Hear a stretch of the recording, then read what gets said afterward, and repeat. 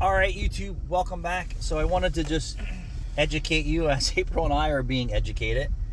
What are low-level marks when you're talking about how high or low the water is? And this goes in for, what is it called? Surveying and property owners and buildings and things like that. So how do you know the low-level mark? It's defined at low tide, right? Where the lowest point of water reaches. And then what was the high water mark? There is a federal, I said federal, right? Did I read that?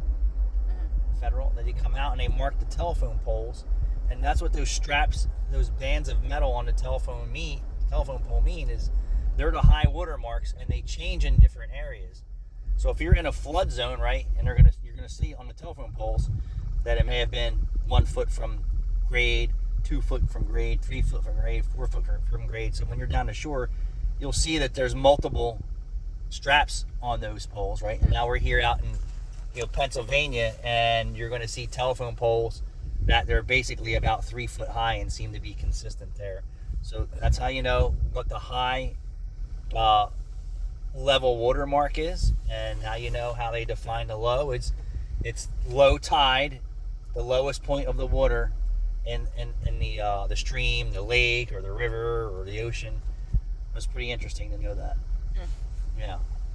So and when you're down the shore, right, the reason why they raise the standards on houses so high, right, is because how many times has it flooded, and what is the highest point of flood?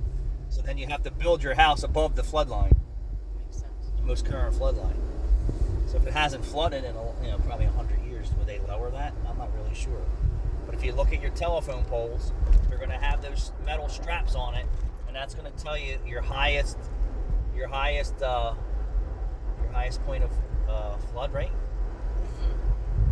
And there's 3 on those poles. 3 about 4 foot. So I'm not really sure how they take those measurements, because we're really going uphill.